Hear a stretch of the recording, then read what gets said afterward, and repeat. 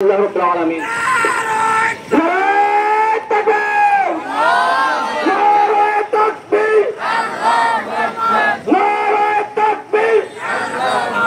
আলহামদুলিল্লাহ, এই বছর বর্তমানে আসছেন ইসলামী ছাত্র আন্দোলন বাংলাদেশ প্রতিষ্ঠিত করা হয়। প্রতিষ্ঠা লগ্নে কিছু সংকটময় পরিস্থিতি, যেমন জাতীয় রাজনীতি ও ছাত্র রাজনীতির এক গভীর সংকটের কথা চিন্তা করে ইসলামী ছাত্র আন্দোলন বাংলাদেশ প্রতিষ্ঠা করা হয়।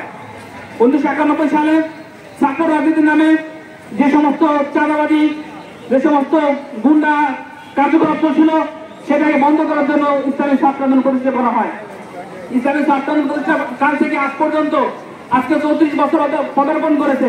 আমরা বুকে হাত দিয়ে বলতে পারি, ইসলামী ছাত্র আন্দোলন বাংলাদেশ কোন ধর্ষক জন্ম দেয়নি, ইসলামী ছাত্র আন্দোলন বাংলাদেশ কোন গুন্ডা জন্ম দেয়নি। আলহামদুলিল্লাহ। তখন জমানার শ্রেষ্ঠ সংস্কারক সৈয়দ মৌলানা ফজলুল করিম রহমতুল্লাহ আলাই, তার হাতেই প্রতিষ্ঠিত হয় ইসলামী ছাত্র আন্দোলন বাংলাদেশ। আজকে সেই দিন, যেই দিনে আমরা এই পথ চলা শুরু করেছি।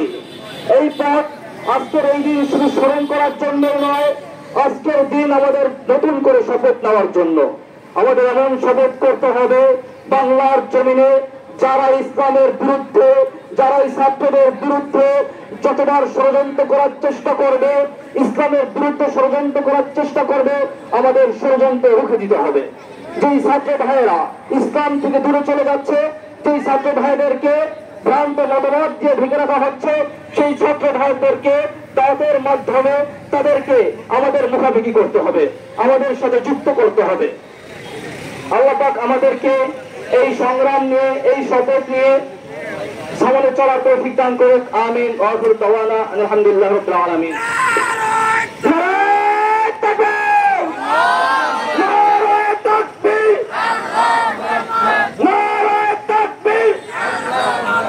আলহামদুলিল্লাহ।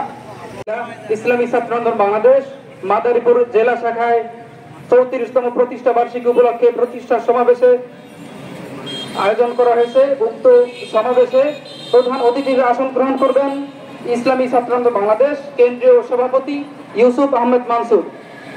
আলহামদুলিল্লাহ, ইসলামী ছাত্র আন্দোলন সাহাবাদের অনুসরণ, এই নীতি এবং এই আদর্শকে আমরা লালন করে ইসলামী ছাত্র আন্দোলন প্রতিষ্ঠা হয়েছে। ইসলামী ছাত্র আন্দোলন বাংলাদেশ প্রতিষ্ঠিত হয়, এই 34 বছর পূর্তি হয়েছে। আজকে আমাদের লক্ষ্য উদ্দেশ্য কি? আমাদের লক্ষ্য আল্লাহ তাআলা সন্তুষ্টি অর্জন, জাহিলিয়াতের সকল প্রকার আধিপত্যের অবসান ঘটিয়ে কোরআন সুন্নাহ অনুযায়ী খোলাফায়ে রাশেদার নমুনায় সাহাবায়ে কেরামের অনুসৃত পথে মানব জীবন গঠন এবং সমাজে পূর্ণ দিন বাস্তবায়ন। আজকে আমাদের 5ই আগস্টের পরে, শেখ হাসিনা যাওয়ার পরে, শেখ হাসিনাকে আমরা কেন তাড়িয়েছি? যে এই সে ফ্যাসিবাদ, ফ্যাসিস্ট তৈরি করেছে। আজকে 5ই আগস্টের পরে আবার দেখতেছি আমরা আবারও খুন, আবারও জুলুম, আবারও অত্যাচার, আবারও অবিচার, আবারও খুন, আবারও ধর্ষণ। না, এই কারণে মানুষ রক্ত দেয় নাই, জীবন দেয় নাই। আমরা চাই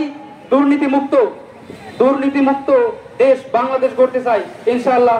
আগস্ট আমাদের এই ছাত্র কাফেলা গঠন করা হয়, যাতে আমরা এই ফ্যাসিস্টকে বা যারা এই দুর্নীতি, টেন্ডারবাজ, ঘুম, ঘুষ, এদের সাথে যারা জড়িত আছে, আমরা তাদেরকে আগে রুখবো। এখন আমাদের কি কাজ, আমরা কি করব, সেই সম্পর্কে আমাদের আমন্ত্রিত বক্তারা আপনাদের সামনে অবশ্যই কথা বলবেন।